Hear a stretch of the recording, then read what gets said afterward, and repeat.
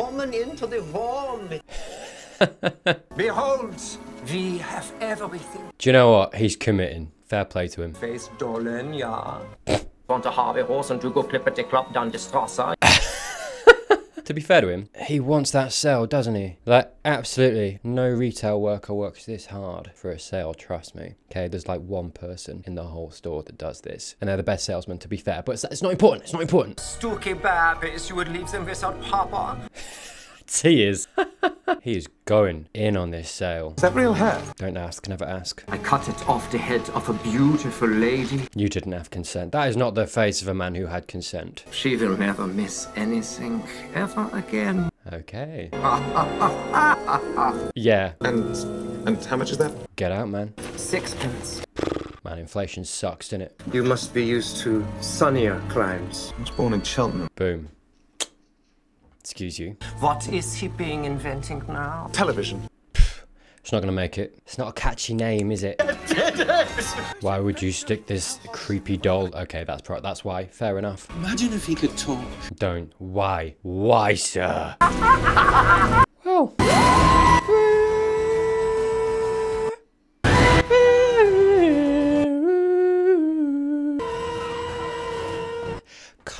I have no idea what that sounded like, but it sounded beautiful in my head. Right, so this has come from Stooky Bill. What are you doing? I can't drive. Okay. Okay. I'm paid for this road, and I will do with it what I like. Wow. Oh. Everyone started thinking they're right all the time. Oh no. If you try to argue, they go mad. Yeah. I've always been right. Oh. This is supposed to be Russell, this is supposed to be science fiction, mate. Okay, this is too real. This is too real. This is what we got from the internet, right? This is why we all argue on the internet, and you know, we all have like loads of toxicity all over the World Wide Web. Been a while since I said that, I'll be honest with you. Because everyone thinks they're right. Right? Left. Sorry, I just got to balance it out, do you know what I mean? This is the problem. Without the internet and without, you know, all of the people of like mind that you find. Because back in the day, without the internet, without that level of communication, you wouldn't have that. You have some opinion that is very extreme. And back in the day without internet, you're alone with that. And it's very hard to find people of like mind, because how do you find out if that person over there thinks the same way as you? You can't, not really, not without exposing yourself, which means because of the internet, we've got this now. Because all of those people with extremist views or whatever it might be, you know, these weird opinions or toxicity, they all find each other and come together. And it's human nature, right? You find someone else that thinks the same way as you, and that is fodder in your mind for like, well, I'm right then. There's another person over there that thinks, oh, there's another one as well. Oh, there's another one. And there's 100 of us now. And then it gives them strength and speed with that opinion. And they're like, yes, I'm right. And so they get loud because they think they're right. This is too real, mate. This is basically a personification of the internet, because everyone's less internet-esque in real life, right? In theory, most of the time. This is almost like Twitter is real. You know, everybody and their personas, the keyboard warriors are coming out and they're allowed to be keyboard warriors in person. That's basically, you've just erased the internet and everyone is like that in real life. That's what we're getting. Yeah, it all feels rather epic, doesn't it? Love it. Hey, they've got an Avengers Tower, dude. It's about right, isn't it? Shame! Oh, she doesn't look happy. Night and day to keep units. She's gonna slap him? Now. Punch him? What's happening here? Hug. Okay, fair enough. Sorry, I misread that. That's fair. How do we fight the human race? Exterminate him. Sorry. I am the Dalek, apparently. Oh, no way. Oh, hello. I wasn't the first redhead. Although don't say companion. Yeah. Sounds like we park him on the seafront at Weston-super-Mare. Every single human being thinks they're right and won't be told otherwise. That's just reality. I'm so sorry. This isn't... Do you know what I mean, though? Do you know what I mean? Am I alone in this? Like, we're acting like this is new. And before... Hey, and before you say, yes, I am included, but I am right. That's the difference. That's the difference, okay? But if everyone's going mad... So is the government. Right. Again. What do I care? I mean, seriously. Again. No That's change reality. there, Thank you. Busy day? Why do you want to know? All right. It's an invasion of my privacy. In fact, it's an assault on my civic rights. No. I think you'll find that. Oh, God. She just became a Karen. Both with red hair. Excuse you. Hey. Some sort of conspiracy. That is, to be fair though, that is based, mate. I've seen you walking, don't deny. No, no. Oh my God, you know as well. Sorry, because that references of the idiots who came out in episode 1 online who think they're right, who saw Ruth Madeley cross her legs. No one noticed or cared. Forgetting, of course, that a lot of people in a wheelchair can move their legs. And sorry, this episode was obviously filmed much before the release of the first episode, and Russell saw that coming. I love that so much. I love it. Like, you can literally use that meme. Nah, I'm sure that's a meme. I haven't been checking. Sorry, I'm actually watching this a few hours late, so I've not been on social media at all, but I'm sure someone's memeing that already, man. I love that so much. That's my favorite moment of the episode so far. It's about time you heard the truth. I love that Russell saw the trolls coming a mile away and put that in. I'm sorry. Not your fault, mate. It is generated inside the brain. Interesting. But not me, not Grandad. Nor me. Proximity to the Doctor or the TARDIS. Maybe long-term travel in the TARDIS. Yes. Do you know what? Can I just say, by the way, I am not ready for David Tennant to regenerate. I am not at all. We have about, what we're, oh, mate, we're at 11 minutes in. I am not prepared. They are using this to control us and monitor us. Oh, God. I am anti-Z-Dex. Of course you are. What else happened? I've been looking for it. Beautiful. Donna getting involved. We love it. Because I spent 6 months teaching my daughter how to play the recorder till she said this is not who I am. And that was the start of a whole other conversation, believe you me. You look at these 7 peaks. Music. Maybe it's music. Right. Oh, what is it? Beautiful. The giggle in everyone's head. The giggle. Hiding in every screen ever since. Yikes. Inside them all. Mate, this is the problem now, Russell, mate. You're writing a conspiracy theory into your show that there are going to be some people on Earth that are going to watch this and be like, he's right, you know? What if there's something in the screens? I'm pretty sure those people already exist, to be fair. Now I say it out loud. Goddamn. Laughing at the human race. Driving you mad. Yeah, very real metaphor of how the internet and the increase in screens into our society, into the world, is, yeah, rotting us a little bit. I mean, I've talked about it a little bit on my channel before. I talked about it a little bit in this video previously already, you know, the effect of social media, of screens, and the introduction of that into our lives, right? It does. It absolutely does. It makes the people that want to harm, those that want to hurt, find people of like mind so much more easily. Those voices come together, get stronger, and if it's a bad thing, not so good, is it really? This is the problem. The communication that we have now with the internet is so beautiful, can be so beautiful, is also used for good things, but as is usually the case with humanity, we can't really have a good thing without it being a little bit bad as well. You know, the danger is always there. The puppet's just a puppet. We're looking for the puppeteer. Don't go thinking you've got an excuse. It's ingrained in us. The human race might be clever and bright and brilliant. It's also savage and venal. Yeah, what did I just say? All the anger out there on the street, the lies. It's real. People just tamp down on it. That's who you are. Yeah, right. Using your intelligence to be stupid. Playing with you like toys. He's getting closer, isn't he? Sorry, I know that it's the toy maker, by the way. You're brilliant. Oh. Hello. Hi. Oh. That was very good work with the music. Yeah, that was all Donna. You should think about joining UNIT. I don't know, man. How much per year? Yeah. 60,000. Ooh, bump that up, mate. 120 plus 5 weeks holiday. Done. Well negotiated, mate. What about Mel? You talk about no one ever Yeah. charging on. I'm busy. You don't have to be, though. But you are busy every second of every day. Yeah, chill a little bit. I got a glimpse inside your mind, and it's like you're staggering. Yeah, no one can do that, even him. Maybe that's why your old face came back. To remind you to stop. You're wearing yourself out. Good, I like this. We've not left it behind, this idea of 14...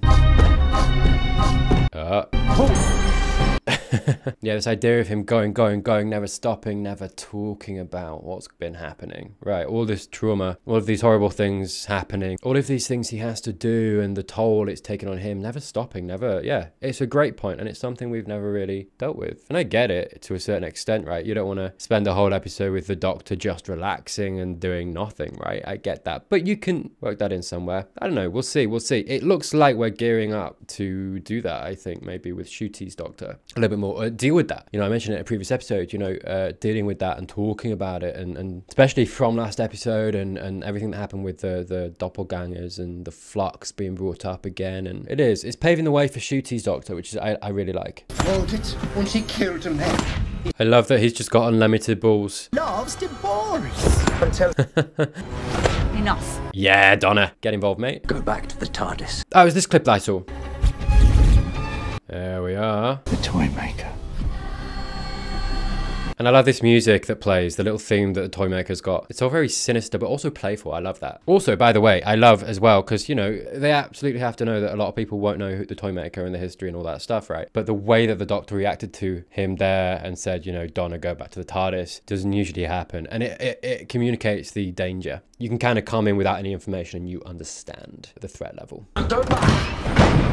Yeah. We've stepped inside his domain, and it's governed by the rules of play. Oh, that's not good, man. That's a trickster god. I hate those. I cast that sword at the edge of the universe. Right, okay. You always say. What do I say? What do I say?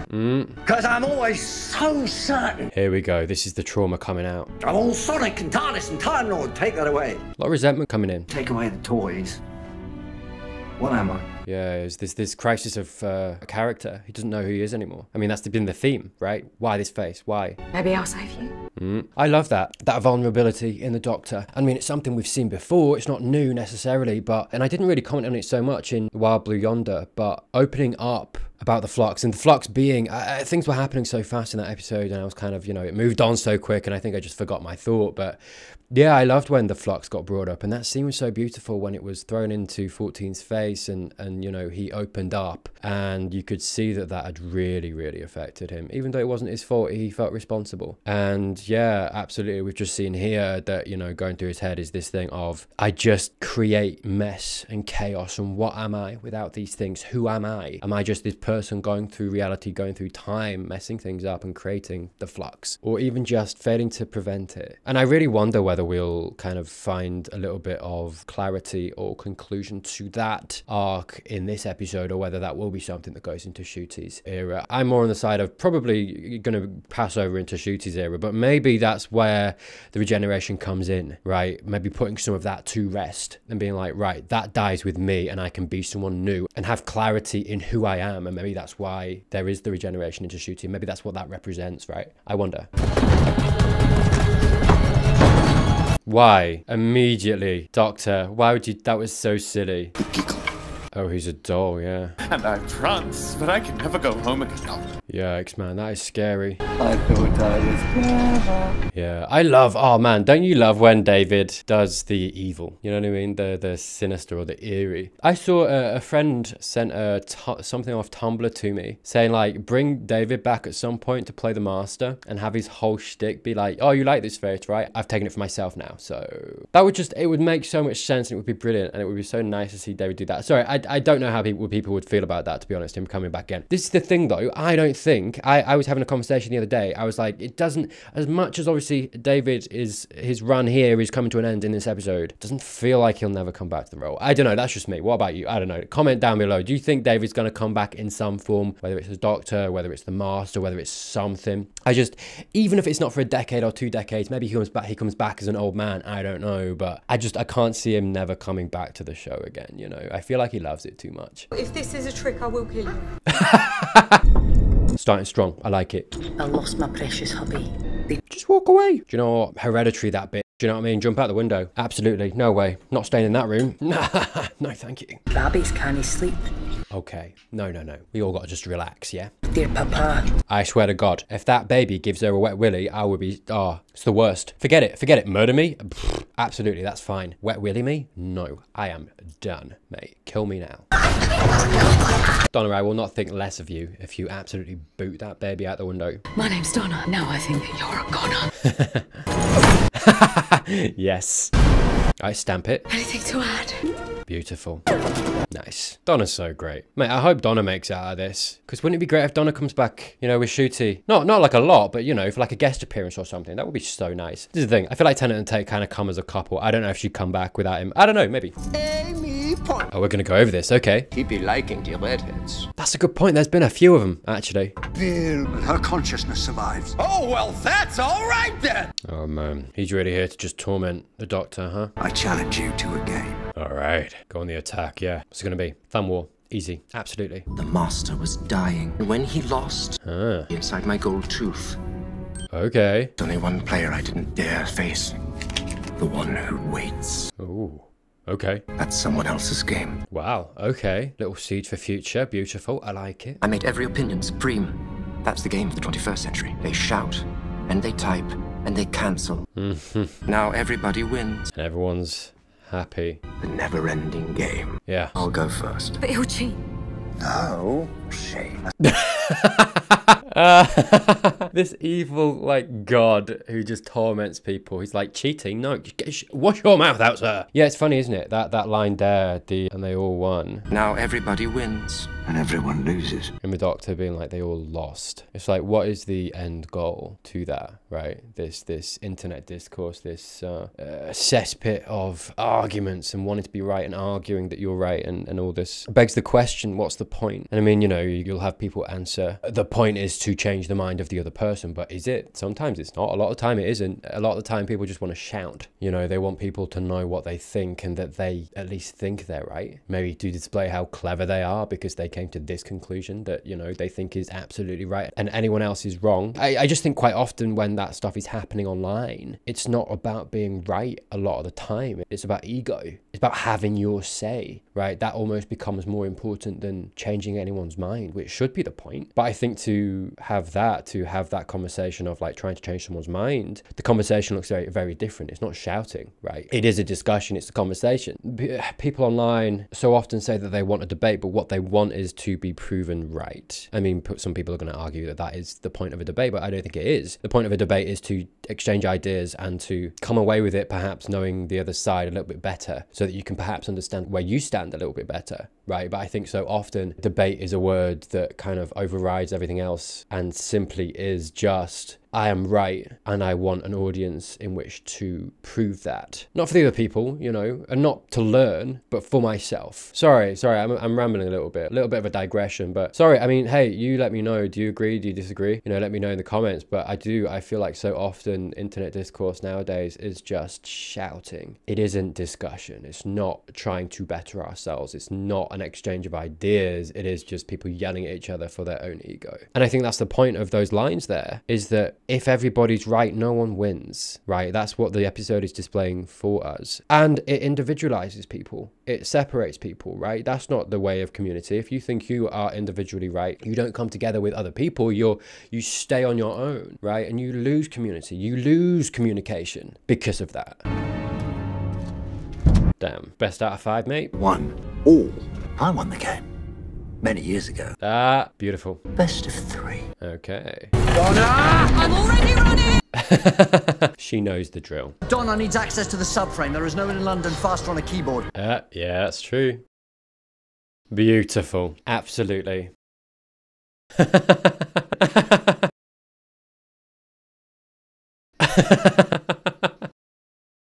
Oh, dude. Hey. Oh, no. Don't throw it away. Beautiful. Okay, no, this is now my favourite moment of the episode. This is so good.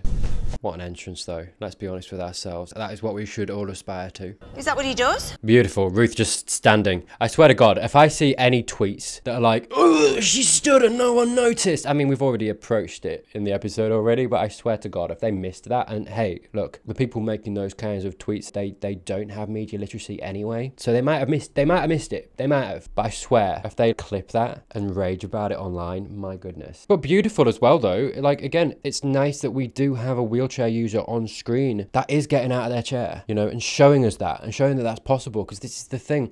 People see someone in a wheelchair and they're like, oh, you are numb from the waist down, right? That is the association that a lot of people, most people make. I mean, a lot of issues arise from that. One of them being, I mean, we had that discourse online as well of, you know, Ruth crossed her legs in the first episode and people were like, oh, yeah, she crossed her legs. And it does. It makes ambulatory wheelchair users, for example, nervous to move their legs because they know that they will be judged for it, or people will call them a fake. And that's not kind, that's not healthy, that's not accurate, and it's just mean, you know, and it comes from ignorance, right? And so Ruth doing this and being represented this way and getting the opportunity to walk and stand up for a second actually is so healthy to see on screen. And I love, again, I'll repeat it, I love that Russell or even Ruth, this might have been something that Ruth mentioned and was like, look, it'd be really good if I, you know, stood up here. But I love that they saw that coming, those trolls coming from the first episode, and and they've just fully gone in on that in this episode. That also raises another good point, is that it's important to cast disabled actors in these roles, because I honestly don't know if it was Ruth who suggested standing up, or Ruth that was like, look, maybe it'd be better, can I do this? Or,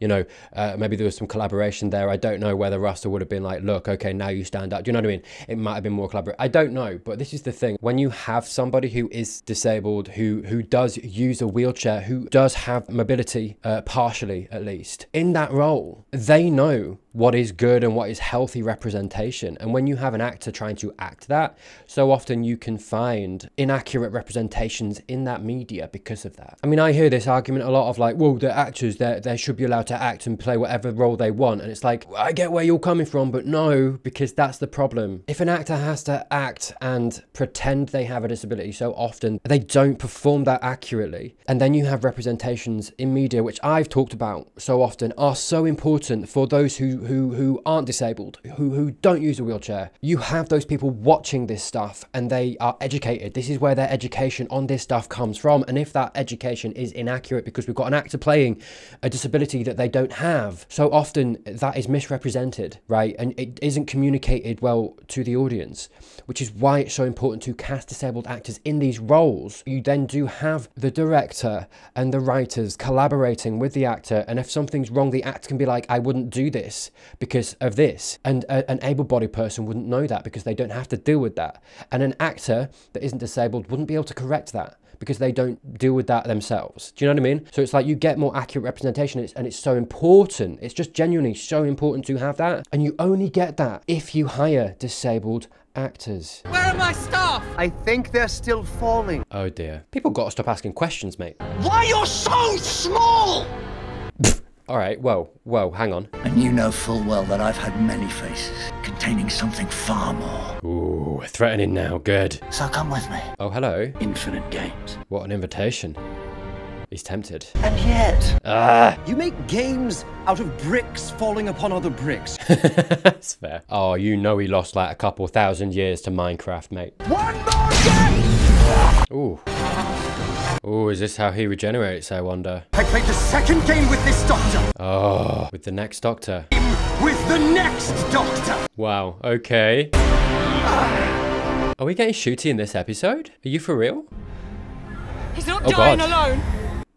Oh God, it's happening now? And so am I. Oh God, he just killed him.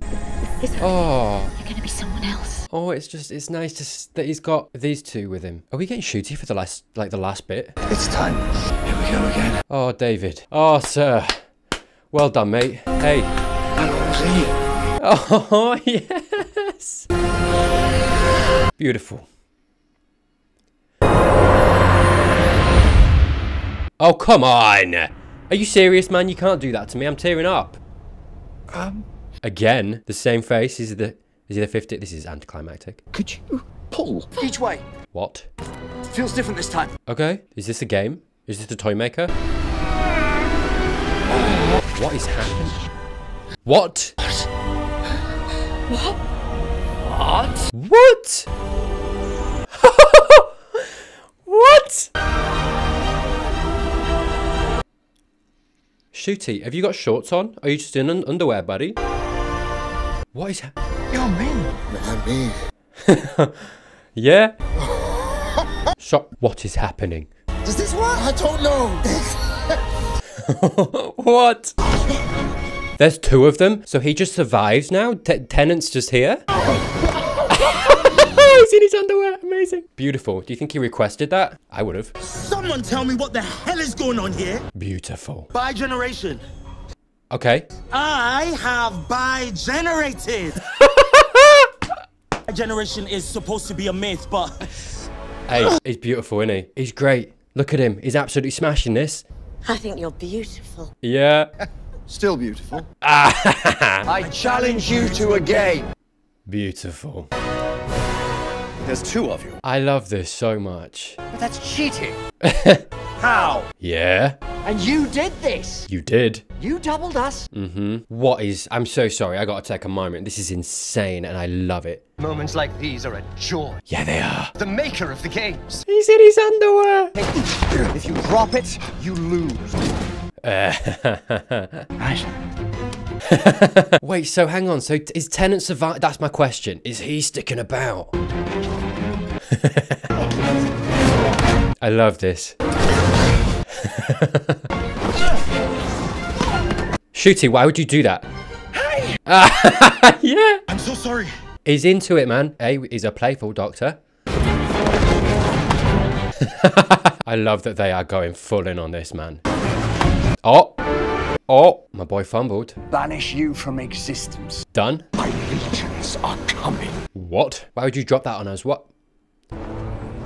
So what happens to Tennant now? We've just got 2 doctors. Because this is the thing, right, I've been talking about. Because theoretically, right, Tennant keeps coming back. And you could, the BBC could do this. They could have Tennant as the doctor, right? There were so many episodes, so many adventures we never saw with 10, right? You could bring him back and do 10. But I was like, they should never do that, because that would always overshadow the current Doctor. Whoever's playing the Doctor, you would divide the audience. I mean, the best case scenario, there'd be more Doctor Who and there'd be more Doctor to experience and, you know, it'd be great. But I think you would. I think you divide people and it would be kind of cruel to Shooty because you have Tennant doing his thing, being amazing, probably. Everybody loving that. And you would get people comparing. And I think it wouldn't give Shooty his run in the same way that everybody has been given a fair run in the past. So as much as I love that, and as much as feasibly you can have Tennant playing the Doctor in another show, Doctor Who 2 or something, not that name, but do you know what I mean? I just don't think it would be a good idea. But it almost feels like they're setting that up, but having it not be 10, having it be 14. I don't know. I'm skeptical that they would do that. Maybe he's just gonna have a life. Maybe that's the thing. That's what we've been building towards. I've been talking about him calming down a little bit, and Donna has, you know, we had that conversation before about slowing down. You know, he's been staggering and he needs to rest. Right? Shooty is the regeneration that is, you know, he's vibrant, he's charismatic, he's ready to go, right? And he's happy. Almost like a reset. Maybe this divide, maybe that's why the bi-regeneration came about, because he needs to put that part to rest. It's almost like a personification of putting that trauma to rest. Maybe that's what 14, maybe that's what Tennant is here. And that is why Shooty can be the Doctor again. I wonder. That would be my interpretation at the moment. Again, sorry, I paused, so I don't know. I could just play and I'm sure it'd tell me, but sorry. But maybe he does just be a person, and he has friends, and he has a life, and he doesn't have adventures in the TARDIS. He gives that up to Shooty to go on and do that. I say he's a personification of putting that to rest, but he is actively resting, as opposed to going from thing to thing to thing to thing, adding to his trauma. But how many died down there? You can't save everyone. Ah, there you go. Shooty's Doctor already. Why not? Come here. Bless. I've got you. Oh. Yeah? Beautiful. Exactly what I was just saying. I'm here. Yeah, already a difference between the Doctors. Oh, Tennant's wanting to save everybody, and this Doctor, Shooty's Doctor, he's still in his underwear, sorry. Shooty's Doctor being like, you can't, the Master. What? Whose hand? Okay. Something I love about 14's line of why not is that this was his trauma response. These terrible things were happening all the time. People were dying and the Doctor needed to save everyone to solve this trauma. Why can't I save everyone? He asks. Because that is the only thing that allowed him to keep staggering on. Compounded with this was the previous scene with the old friends and the Toymaker cutting their strings and the Doctor justifying their terrible fates with, but insert consolation, and the Toymaker mocking him for that. The Doctor had been patching up his psyche with, but I saved them in some small way, and that's what allowed him to stagger on while he slowly bent under the weight of this incredible need to save everyone, which is simply not sustainable. These episodes broke down his trauma, showed it to us in 14's behaviour, and Shooty's Doctor coming in calmly and replying with, you can't save everyone, shows how he has come to terms with this and healed. Been running on fumes. Yeah, there you go. You got to rest, buddy. Our whole lifetime, that Doctor never stopped. And you need to rest, buddy. All the people we lost. Sarah Jane has gone. Can you believe that? Oh God, Shooty's gonna be brilliant, isn't he? And we didn't stop for a second to say, what the hell? I'm fine because you fix yourself. Yeah. We're doing rehab out of order. Yeah. You're saying you need to stop. Boom, there we go. Yeah, exactly. I don't know how. You gotta learn, dude. I can tell you. Hang out with Donna, yeah. This is beautiful, I love this. Would drive me mad. It does. But it becomes normal. You get used to it. Keep on going. Yeah. You changed your face, and then you found me. I'm seeking help, friendship, familiarity. To come home. Yeah.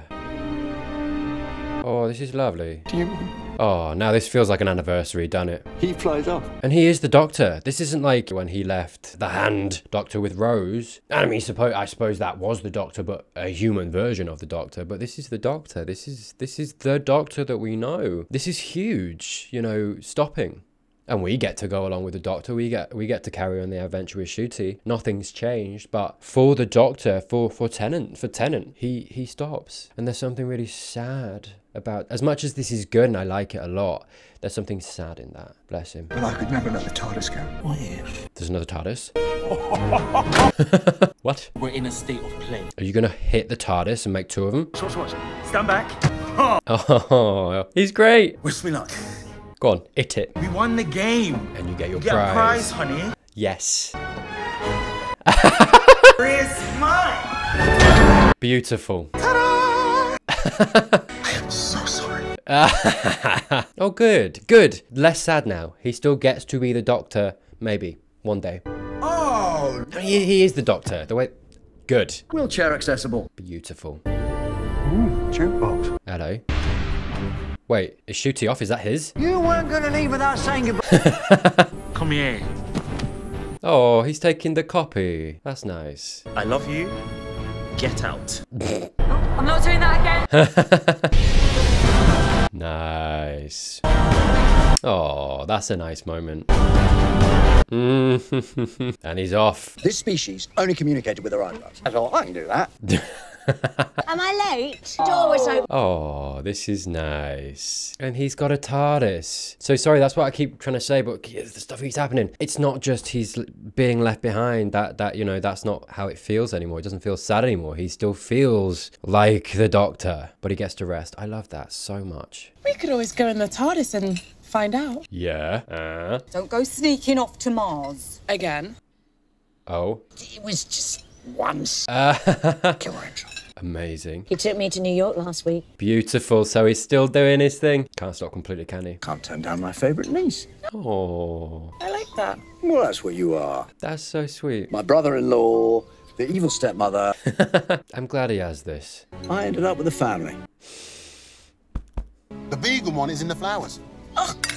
I swear to God, if I see any tweets, anything online about like people being like, oh, it's so progressive because vegans are in it, because there's a vegan dish in it. Like, sorry that, you know, our media represents the real world. Oh my God. Do you know what I mean? Snowflakes. If you got mad at that, you're a snowflake. Stop it. How do you go about your day? Do you know what I mean? Getting offended so often. I swear, because there will be. You know there will be. You don't have to stay forever. Oh, but maybe he wants to. Now that he's... Yeah. I fought all those battles for all those years. And now I know what for. There you go. I've never been so happy in my life. Good. Hey, this is the 60th, isn't it? What an episode. It's so good. There we go. Beautiful. Beautiful. What an episode. Hey, oh man, I loved that. I loved this run. You know, short as it was, the 3 episodes were all they were all really good, weren't they? It's been a reset because I think everything's new. We've got Russell, you know, everything feels new. We've got a new TARDIS, got a new Doctor.